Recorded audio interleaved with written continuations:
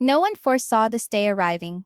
A father, desperate, shaking, with the only family he thinks he has remaining, enters the courtroom. It's Kody Brown, his eyes bloodshot, his jaw clenched, his heart burdened. Seated opposite him is Robyn, attempting to remain calm, her children observing the man who once promised to give them protection, now battling for legal rights that may turn everything around. Embracing controversy. Kody Brown's emotional battle for Robyn's children in court. This is not another family feud. This is a battle for identity, love, and domination. Kody tightens his tie, something he does not normally do. The courtroom seems cramped compared to the normal large space, with cameras, hushed tones, and the subtle hum of the air conditioner. He looks at Robyn, who won't meet his eyes. Behind her, the three older kids, Dayton, Aurora, and Brianna, sit quietly, uncertain, scared. They remember the man who promised to love them forever. But today, they're here to decide if that promise was ever real. Kody breathes deeply. "I'm not fighting against anyone," he whispers to his lawyer. "I'm fighting for my children." But in his heart, he knows this battle isn't easy. Because at the back of every legal case, there's a secret.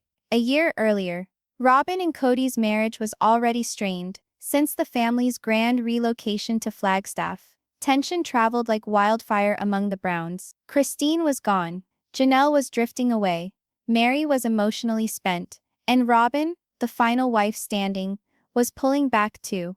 Not that she ceased loving Kody. It's that her children, her three oldest from her first marriage, felt stuck in the middle.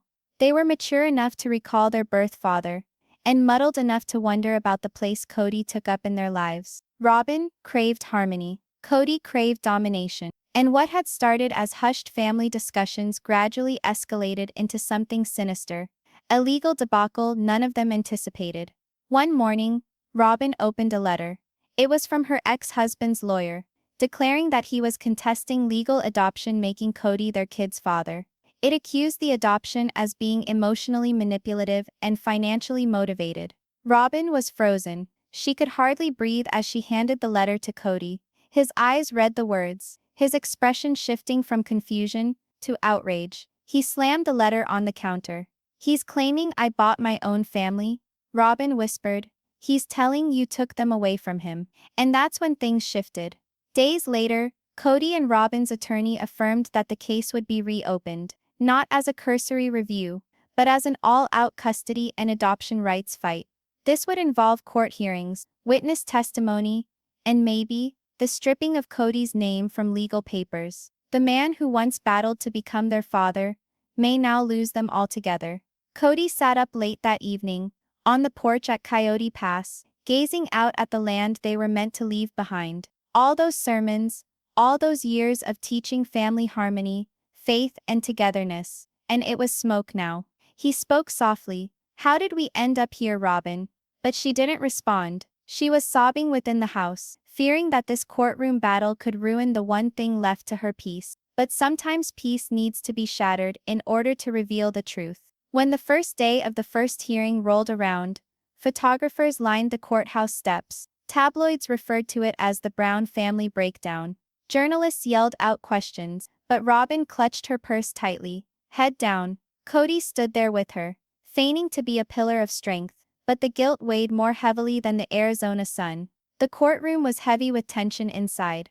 The judge, a middle-aged woman, scanned the file in silence before she spoke. "Mr. Brown," she said softly, "you've requested full reaffirmation of adoption rights for these minors. However, the petition has been contested.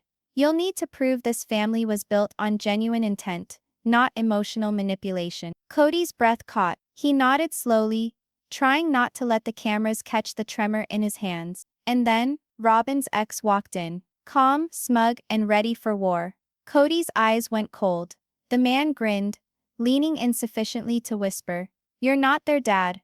You only played one on TV." For the first time in years, Kody Brown, the man who'd weathered national criticism, public embarrassment, and family uprising, actually looked defeated. Defeat, however, wasn't an option. Not when the future of the children hung in the balance. And just when Kody thought it couldn't get any worse, the judge called the next witness. someone who would destroy all his illusions about Robyn's devotion, because sometimes, what's true in court is not necessarily about right or wrong. It's about who will fight that much harder for love. Before we go on, what do you think? Was Kody fighting for love or for control? Tell me in the comments. Your guess could be what's on the docket next in court. The courtroom is hushed today, but the quiet hangs more heavily. Kody Brown is seated at the defendant's table, his fingers interlocked so tightly they've blanched to white. He hasn't slept. Nights he's tormented himself with that whisper. You just played one on TV. Now the man who uttered those words sits a few feet away, smiling far too smugly. On the other side of the aisle, Robyn glares down at her notebook. Her mascara is flawless, but her eyes are broken looking. She sees what's coming. The judge raises her glasses, calling for the bailiff. Call the first witness, she orders. The door groans open. A known face emerges. Christine Brown. Kody's face goes slack. Christine strides forward, chin up, eyes ablaze with equal measures of regret and fury. She swore she didn't want to be dragged into this mess, but the court subpoena changed everything. The air feels charged, like lightning about to strike. Kody whispers under his breath. She wouldn't, not after everything. Christine raises her right hand and swears in. The court reporter's keys clack softly as if marking the beat of Kody's panic. The attorney begins gently. Mrs. Brown? You were once married to Mr. Brown, correct? Christine nods. Spiritually, yes. For more than 20 years. And do you know him better than anyone? She glances at Kody, her eyes shining. Yes. I'd say that's safe. What can you tell the court about Mr. Brown's motivations in adopting Robyn's children? Christine pauses. Everyone leans forward. At last, she breathes out. He loved them? I know that. But love wasn't the entire thing. Kody squirms uncomfortably. Christine goes on. Kody was so desperate to show the world plural families could be strong and valid. The adoption was good TV. It presented to the world that we were one great big family. It wasn't just about them kids. It was about perception. Gasp ripples through the courtroom. Kody's attorney protests, but the harm is done. Sometimes the most hurtful words aren't bellowed. Sometimes they're spoken aloud for all to hear. The judge motions for order. Christine continues to talk, her voice shaking. I think he did care. But I think that he also used them as a means of keeping Robyn loyal. I mean, she was the last wife who hadn't abandoned him. Kody's head falls. Robyn is looking straight ahead, tears forming at the edges of her eyes. The camera of our minds wanders back years ago. Kody holding little Brianna's hand during a family picnic, promising her she'd never be left behind again. He wasn't acting then. He was sincere. But sincerity doesn't always survive the spotlight. Back in the courtroom, Christine steps down. Kody's lawyer prepares to cross-examine, but Kody places a hand on his arm and shakes his head. No, he whispers. Let her go. Because somewhere deep inside, he knows Christine is partly right. The worst fights aren't between the enemy. They're between those who used to call one another family. The next witness is summoned. A social worker who processed the original adoption document. Her file is heavy, frayed at the corners. Mr. Brown? She starts. In 2014 you swore under oath that you would provide for the best interests of the children, with no personal or monetary motives. Do you recall that? Kody nods. She turns to Kathy. Then why, weeks later, did you sign a second, standalone agreement giving TLC partial filming rights to the adoption ceremony, this time for payment? A whisper moves through Kathy's courtroom like fire. Robyn gasps gently, putting her hand over her mouth. Kody is aghast. That was the network's suggestion. They wanted the story, it wasn't about money. But appearances are unfavorable. The judge's face sets. The other lawyer comes forward. Mr. Brown, are you saying to this court that putting your kids on national TV and profiting off of them was for their own good? Kody's voice breaks. I shared my life so that people could get us. His attorney attempts to object once more, but Kody stops him. No, I need to tell you this. He stands there, shaking, tears in his eyes. I didn't take them in for publicity or fortune. I took them in because they're my family, because nobody else was going to rise up and give them the life they deserved. The room is still. Even the judge doesn't budge. For the first time today, Robyn glances over at him. There is pain in her expression, but something else too. Hope, perhaps. Then the other lawyer gives the coup de grace. If that's the case, Mr. Brown, then why did your relationship with those children deteriorate once the cameras went off? The question lingers like smoke. Kody goes stiff, understanding there's no simple response. Sometimes a silence in a courtroom screams louder than any admission. The judge orders a recess. Kody slumps back into his chair, staring at the floor. Robyn stands motionless, hesitating before laying her hand on his shoulder. He doesn't flinch. Media huddle outside the courthouse. Christine testifies against Kody. They yell. Another one says, "Adoption scandal, was it all for TV?" Robyn covers her face from the flashbulbs, murmuring, "This is killing us." Kody finally looks at her, voice low and tremulous. "Maybe we were broken already. Robyn, we just didn't realize it until now." The camera cuts to black as music swells, slow, mournful strings. Because the truth doesn't just end marriages, it tests the very meaning of family. The narrator's tone is subdued. And yet, it was only the first day. The next day, someone completely unexpected would be on the stand. And this time, not an ex-wife or a stranger. This time, it would be one of the children themselves. What would you do if you had to make a choice between keeping your family's truth safe or keeping its image safe? Drop your thoughts in the comments. Your answer might just decide whose side you're on when the next testimony begins. The courtroom was silent, the kind of silence that suffocates, where even breathing feels too loud. Kody Brown sat stiffly at the defense table, his jaw clenched, hands gripping the edge like he was holding on to the last piece of his world. Then the doors swung open, and in walked Aurora, Robyn's teenage daughter. Her eyes quivered with fear, her footfalls uncertain, but she carried something much heavier than jitters, the truth that had the potential to ruin the man struggling to be her dad. This was the moment the courtroom, and Kody's heart would never forget.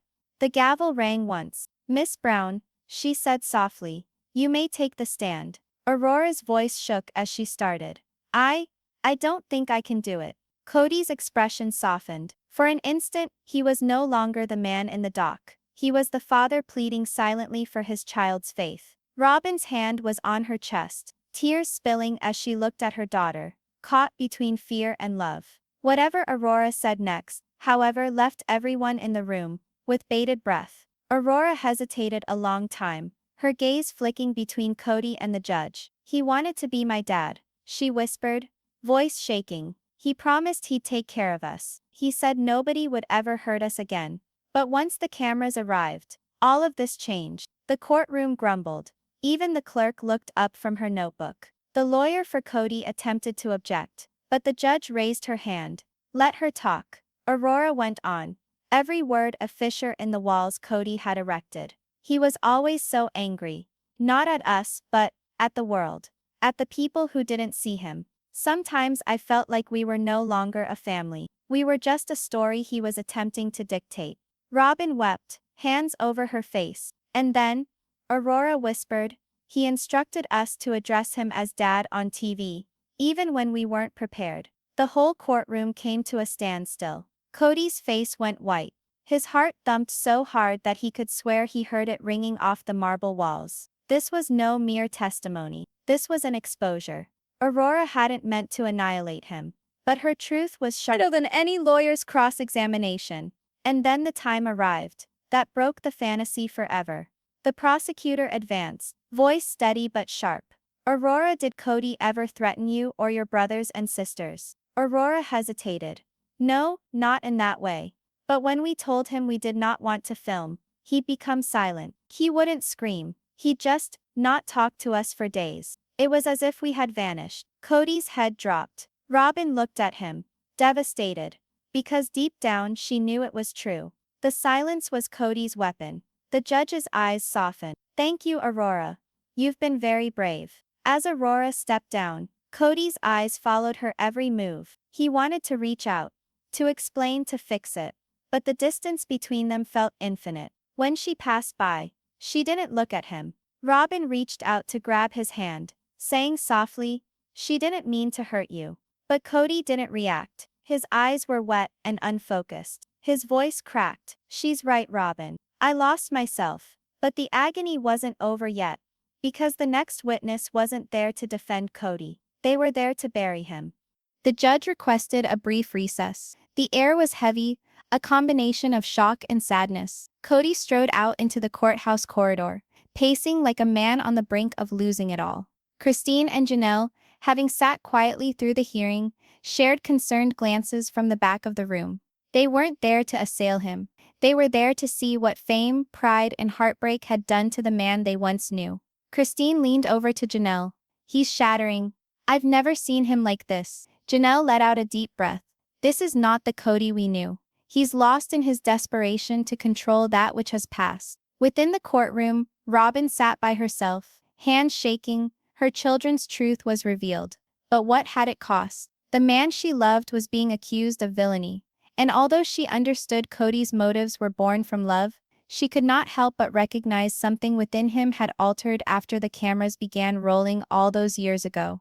When the recess was over, Kody's attorney attempted to take back control. Your Honor, he said firmly, we'd like to remind the court that this hearing is about legal adoption, not personal emotions. But the judge cut him off. Emotions define parenthood, counselor. Without them, adoption is just paperwork. That single line hit Kody harder than any accusation. He understood the reality. The court wasn't passing judgment on him as a husband or TV star. They were passing judgment on him as a father. And in that instant, Kody Brown, the man who had once presided over a family of 23, felt lonelier than ever. The judge glanced at Kody. Mr. Brown, I'm going to ask you something straight out, she said gently. Why are you fighting so hard to adopt Robyn's children? Kody's voice cracked as he replied. Because they're mine in every way that counts. Because when their true father quit on them, I was there. I put them in bed. I prayed with them. I taught them to be strong. I don't care about what the documents say. I am their father. The courtroom was silent once more. Even the prosecutor set her pen down. Robyn wept outright now, saying softly, that's the man I know. But deep down, everyone could feel it. Kody wasn't just fighting for custody. He was fighting for forgiveness, for redemption, for the right to still be called dad. As the judge nodded solemnly, she said, we'll continue tomorrow. The gavel struck. Kody slumped back in his chair, exhausted. The cameras in front of the courthouse flashed like vultures hovering for a story, but within, Kody Brown was only a man, shattered, desperate, and holding on to love that seemed to be slipping from his grasp. As Kody and Robyn approached the courthouse entrance, a voice shouted from the rear, low, soothing, and menacing. It was Dayton, Robyn's oldest son. Dad, we need to talk. The corridor stopped in its tracks again. Because everyone was aware. What Dayton was about to disclose next would change everything. Dayton's truth, the secrets that broke the Brown family, approx. 1,000 words. The atmosphere within the courtroom seemed thicker than ever. The cameras had ceased their flashes outside, but the quiet inside was deafening. The type of stillness that precedes a storm. Kody Brown remained motionless, his hands shaking slightly as the door swung open again. This time, however, it was not a lawyer, a judge, or a clerk. It was Dayton, Robyn's eldest son, the one Kody had virtually raised from boyhood, the one he'd long referred to as son. Dayton's face was ashen but firm. His eyes, so similar to Robyn's, showed both love and accusation. He moved stiffly to the witness stand, his shoulders held back, his feelings fighting to be free. Robyn's lips trembled. She whispered softly, "Oh God, please not him too." Kody's heart fell. He knew this was where everything would come apart, because Dayton wasn't here to lie awake at night protecting him. He was here to say what he knew. "Judge, Mr. Brown, you do realize you're under oath." Dayton, "Yes, Your Honor." He breathed deeply, looked at Kody, and started. Dayton's tone was steady at first. "I was 16 when my mom wed Kody.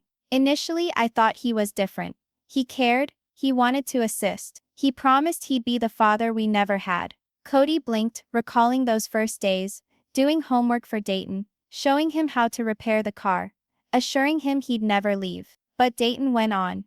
Things altered once the show grew larger. It was no longer about us. It was about him. About the way he appeared, the way people perceived him, the way we made him feel like a superhero.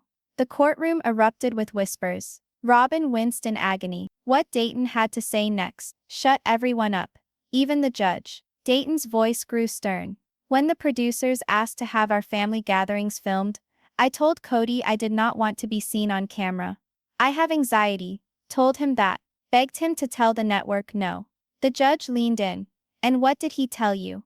Dayton's voice broke. He said, son, sometimes family means doing difficult things for the good of all. He hesitated, tears shining. It wasn't for the family, it was for him, for his reputation. Kody's head fell. His attorney shifted uncomfortably, not knowing how to stem the tide of emotion. Dayton drew another breath. He told me if I didn't come, people would think our family was disintegrating. He didn't know that it was already disintegrating, because he wasn't looking beyond his own pride.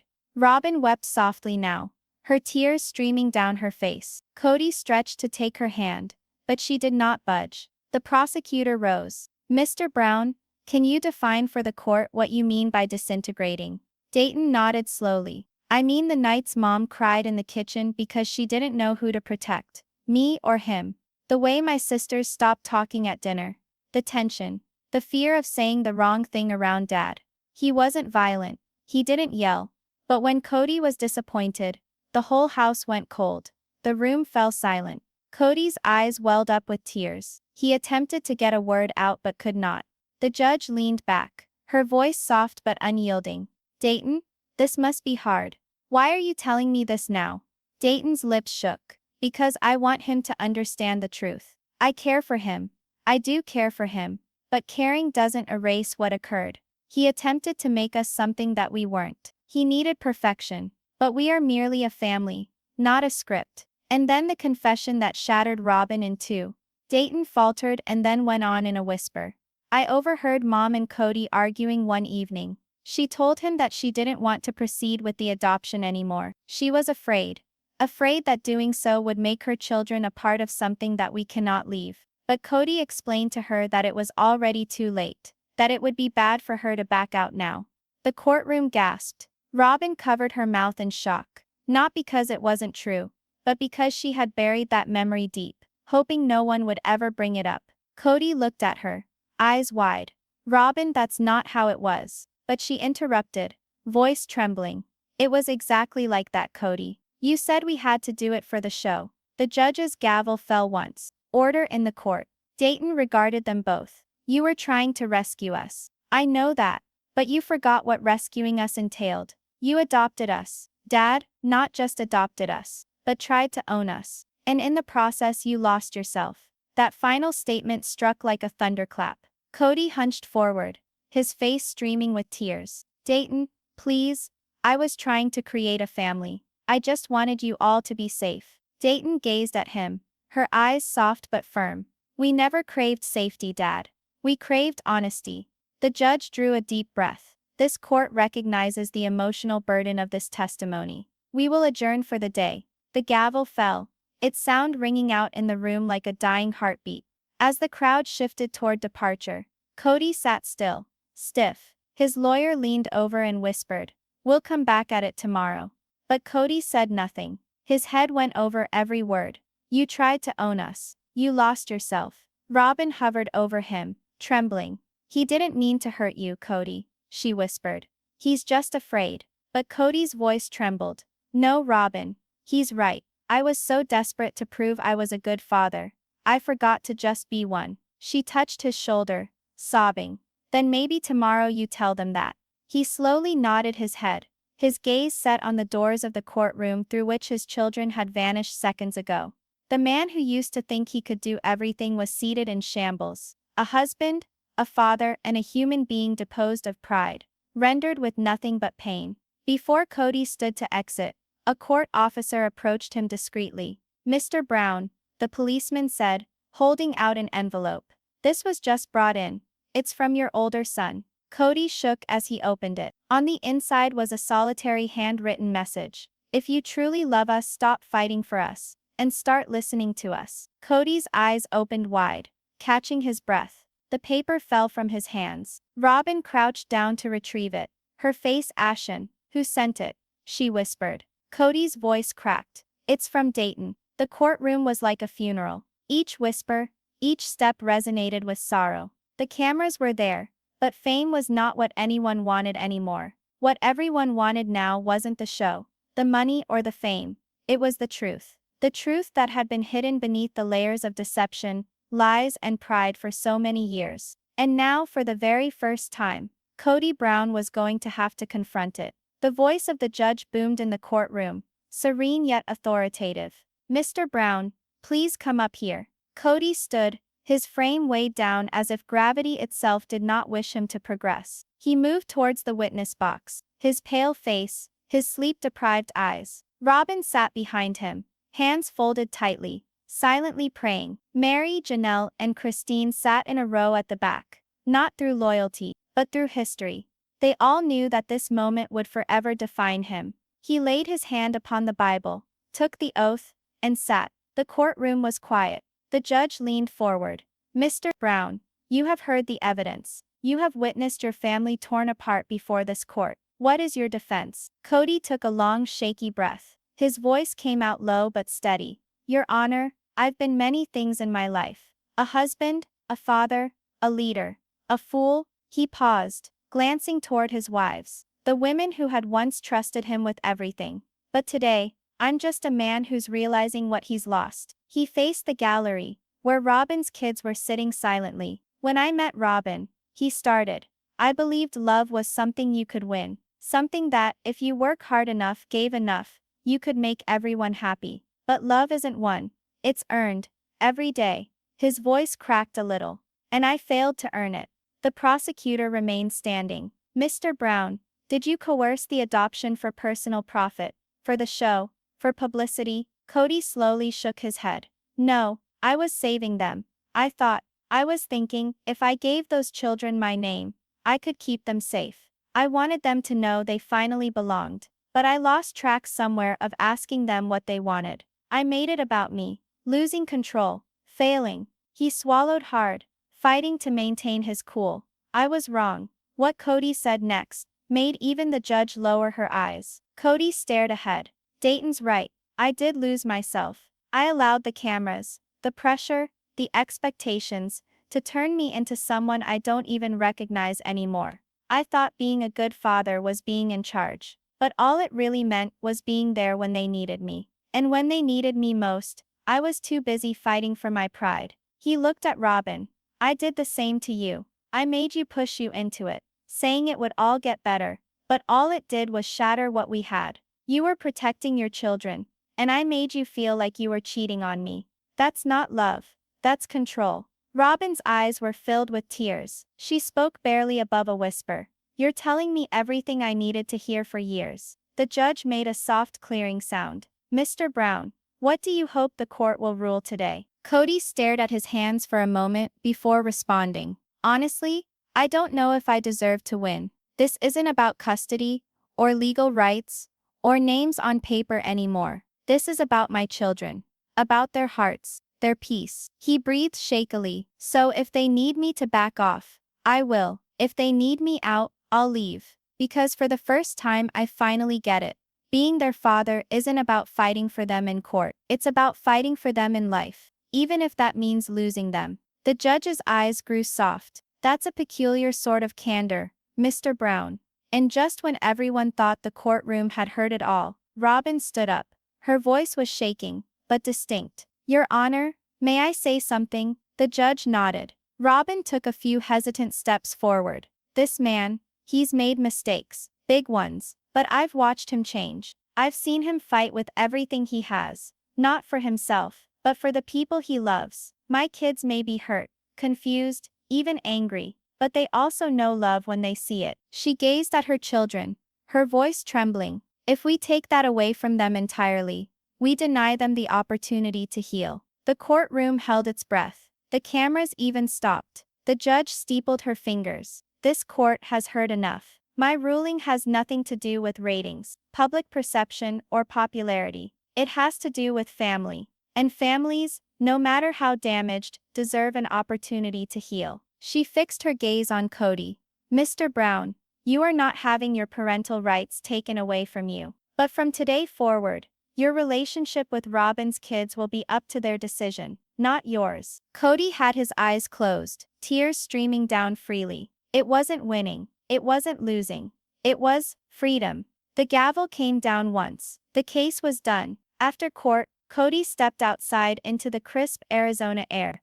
The cameras awaited, the reporters yelling questions, but he said nothing. He eyed Robyn's car, the children already seated. Dayton occupied the passenger seat, eyes forward. Kody paused, then crept up. He lightly tapped on the window. Dayton rolled it down half an inch. Hey, Kody said softly. I don't expect forgiveness. I just wanted to say, thank you, for telling the truth. Dayton looked at him for a long moment, then nodded. We just wanted you to hear us. Kody smiled sadly. I hear you now. The window rolled up.